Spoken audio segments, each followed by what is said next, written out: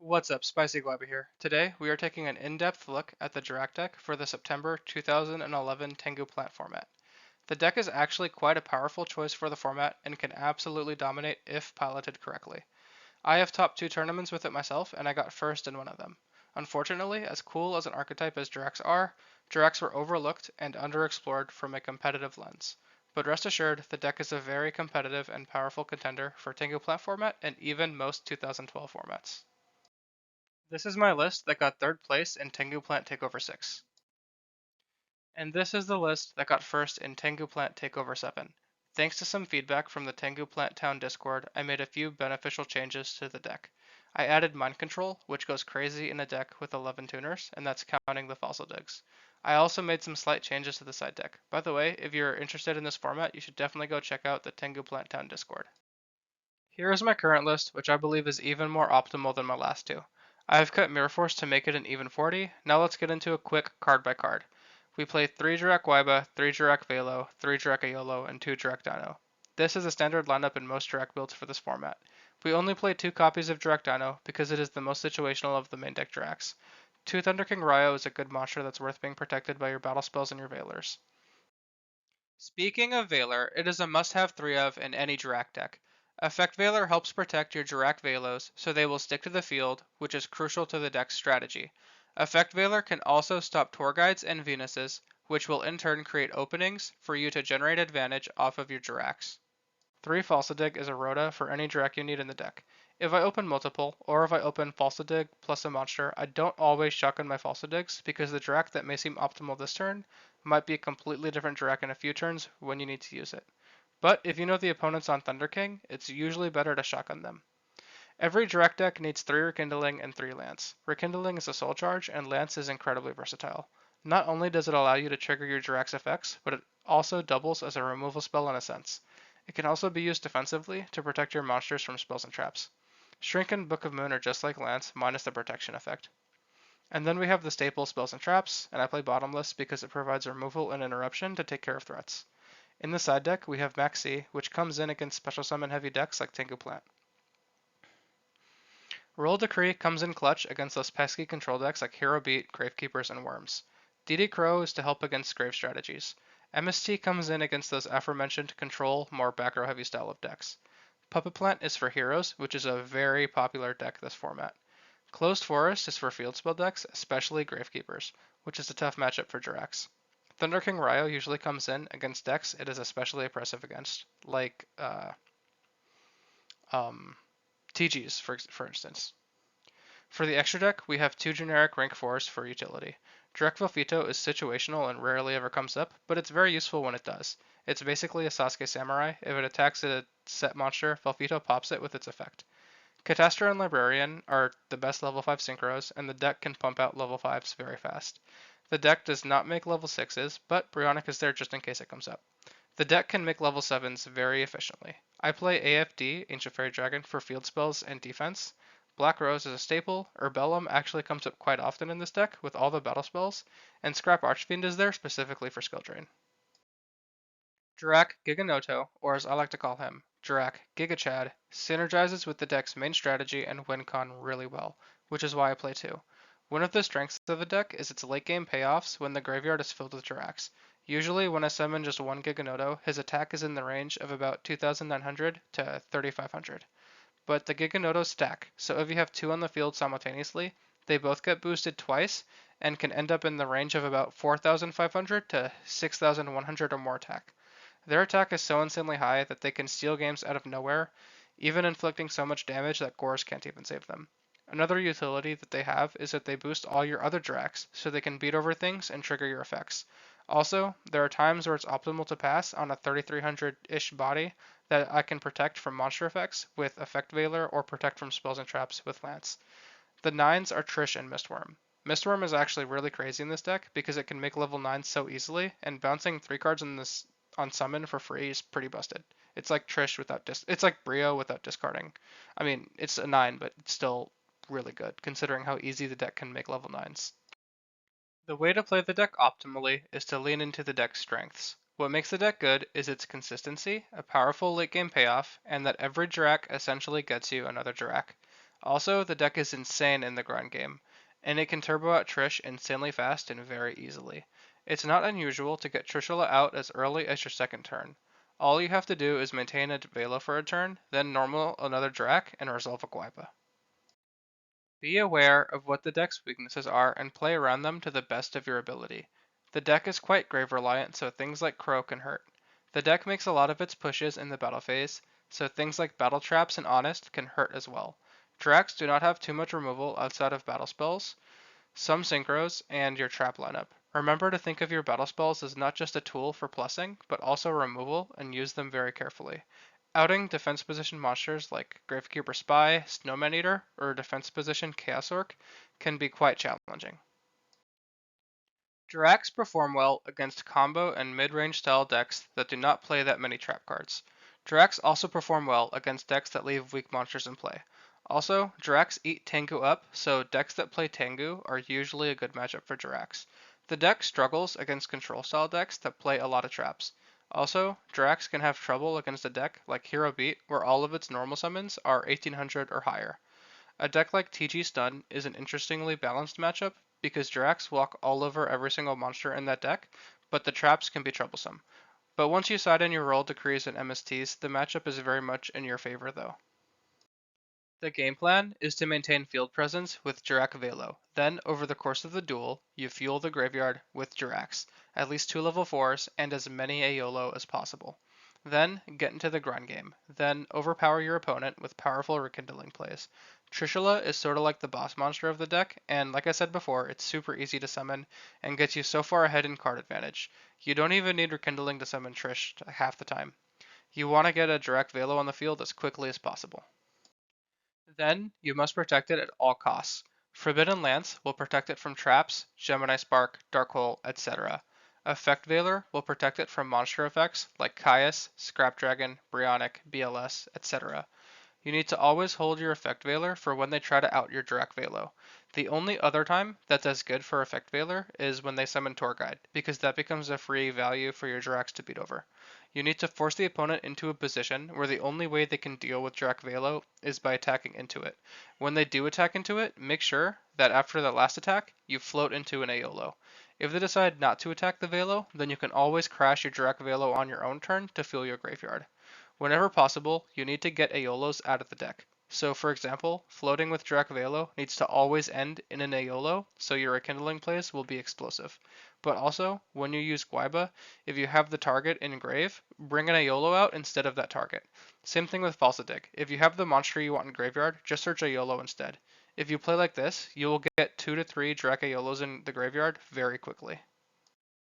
When I say every Jurrac gets another Jurrac, I mean that at almost any point you can grab any Jurrac you need provided you meet the conditions for their effects, and it's not too hard to meet those conditions. Each Jurrac has a purpose. Jurrac Velo maintains field presence and fuels the graveyard. You can also crash it to get any other Jurrac from deck you might need at that time, so it can be used either defensively or offensively. Jurrac Guaiba and Jurrac Dino are both only used for when you can make a push and play aggressively. Go for Jurrac Guaiba if you need field presence, or if you're making powerful extra deck plays, like Trishula. Go for Jurrac Dino if you need hand and card advantage. You usually only want to go for Jurrac Dino if you already have normal summons in your hand or another monster on field. Because if you don't have another monster, then resolve Dino, draw 2, and don't draw into a monster, you'll feel really silly. And you'll wish you would have used your Falsadig, your Velo, or your Iolo, or whatever means you had to get a Guaiba instead of for that push instead of a Jurrac Dino. When your opponent is short on cards and you resolve a Jurrac Dino, you basically secured that game because at that point you're so far ahead in cards they can't possibly keep up.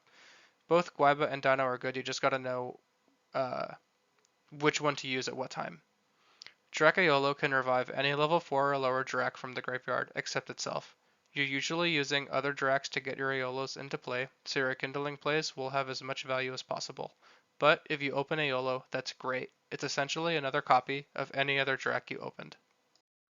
Now, we are going to get into some important rulings to know if you'll be playing this deck. First off, Jurrac Guaiba differs from the other monsters with a similar effect, like Blackwing Shura the Blue Flame, Flamvell Firedog, Goyo Guardian, etc. Those monsters need to not only destroy the opposing monster by battle, but also send it to the graveyard. Jurrac Guaiba does not need to send the opposing monster to the grave, so its rulings differ greatly from its so-called cousins. Most players know that Jurrac Guaiba will trigger if it beats over a token by battle, or if the monster it defeats by battle is banished. What most players don't know is that Jurrac Guaiba is still able to activate even if it is destroyed alongside the other monster. This means that if Jurrac Guaiba crashes with another 1700 attack point monster, like Reborn Tengu, Jurrac Guaiba can activate. Jurrac Guaiba can also activate if it is destroyed by Raikou or banished by DD Warrior Lady. As long as Guaiba won the battle, it will be able to activate. Of course, monsters like Blackwing Sure the Blue Flame or Fanville Fire Dog were not able to activate in any of these cases, with crashing, being popped, or banished. Just know, these rulings only apply before Master Rule 3. In 2014, Konami updated the damage step rulings, and Jurrac Guaiba now has to be face up on the field when the monster is destroyed by battle. So in any format past Master Rule 3, Guaiba will no longer trigger if it crashes, or if it leaves the field by something like Warrior Lady or Raikou. Anything before Master Rule 3, Guaiba is all good. When your Jurrac Guaiba or Jurrac Velo crashes with a Reborn Tengu, the Reborn Tengu will always be Chainlink 1, regardless of who turn player is. This is because Reborn Tengu is mandatory, whereas the Jurrac trigger effects are optional. Let's say your Jurrac Guaiba beats over an opponent's Mystic Tomato.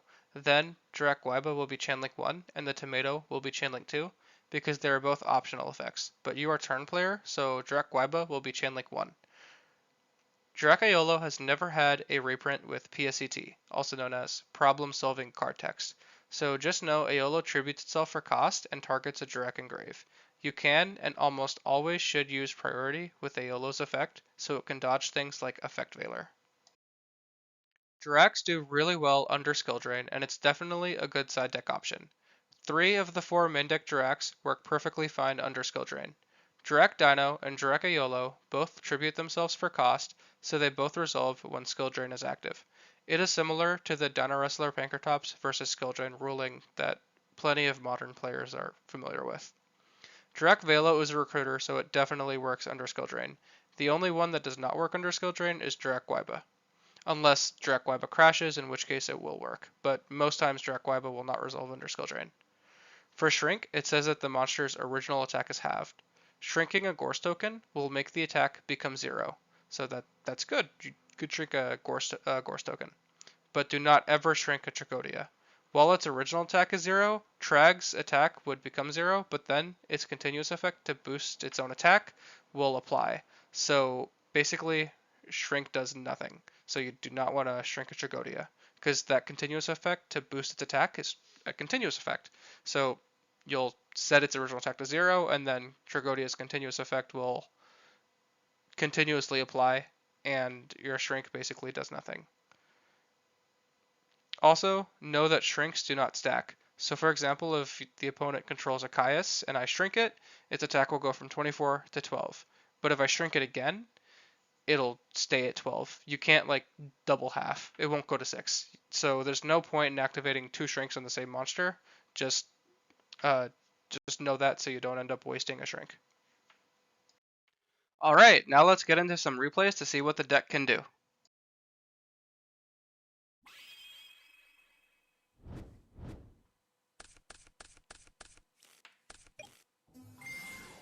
The opponent goes first. He summons Venus. I Veiler it after the second Shine Ball, so I have a target to run over in defense position. I Falsa Dig, I search Velo. I normal summon Velo, I attack in to play around Honest, instead of like summoning another Jurrac and going for an aggressive push. I decide to maintain field presence like the strategy of the deck. He has a lot of gas, so he makes a humongous push here. And now he attacks into Velo. So Velo's able to maintain field presence here, which is exactly what I want.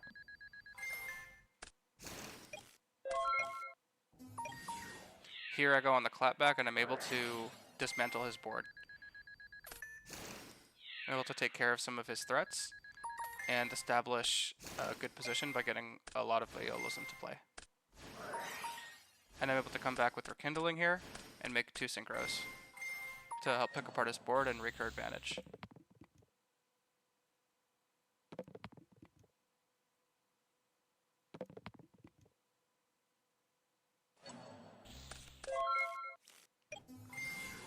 It his turn now, he makes Leviathan, which is 29, just big enough to beat over my Trishula. On my turn, I make Jurrac yugioh, who is going to be at, if I remember correctly, 3,500, which is more than enough to take out the Leviathan, especially after weakening the Gachi. I false dig, I get out Guaiba, who's really big right now. He's Chainlink 1 because it's mandatory, so he resolves second, he adds Honest. On my turn, I go and I decide to make a Catastor to play around Honest. Although yugioh would have been fine, because Honest could only take care of one. He outs the yugioh with his Honest, but I still have too many monsters for him to deal with. Too many cards for him to deal with, as a matter of fact. And that's against Agents. Up next, our replay is going to be against Heroes. I go first, I normal summon Velo, set a back row and pass.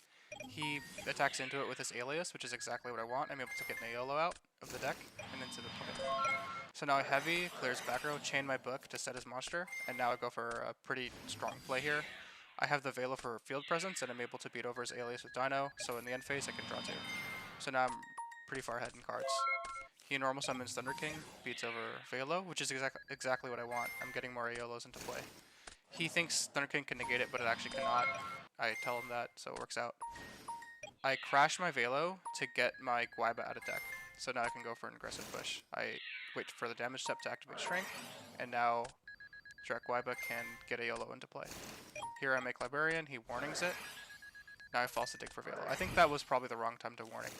I normal summon Velo, he Miracle Fusions, gets the Shining out. And again, this is fine. I'm able to maintain field presence with Velo, so no matter what he's doing right now, it's totally okay. I have all my Aeolos in Grave, but I need to clear his Thunder King before I can go into Synchro plays. So now I Rekindle, and now I can easily make a Trishula to just secure this game. And now there's no coming back for him. He top decks Deep Prison, he sets, and I go for it, and he just surrenders here. Our last replay is against Water Synchro, which is a very similar deck to Tenguplant. This is game 3 of our match, so he elects to go first. He starts off by sending a Treeborn Frog to the graveyard. On my turn, I normal summon Velo and I get in for a direct attack. He drops Tragodia, and I set 2 back row because I'm not afraid of heavy because I have Judgment. On his turn, he MSTs Compulse. I chain it, bounce the Tragodia for a little bit of tempo. He activates Econ here to steal my Velo, and I'm forced to Solemn Judgment it because I need Velo here because I have nothing else.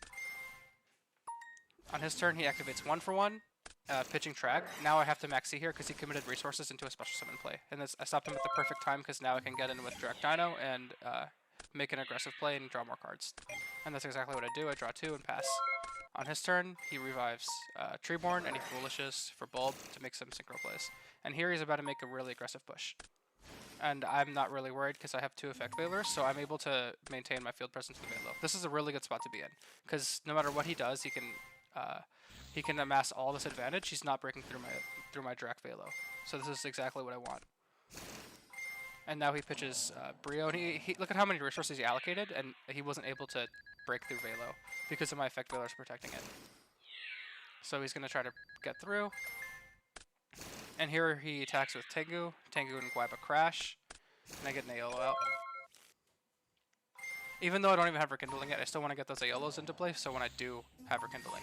He crows me, but I have a Reborn, so I'm able to have 2 Velos in play, which is perfect, because I have Lance to take care of his Librarian and his Brionic. Or to take care of one of them. Yeah, I want to out the Librarian, so I'm able to Synchro and not give him advantage.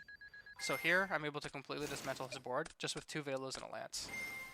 Now I resolve Trishula, and now I'm really far ahead.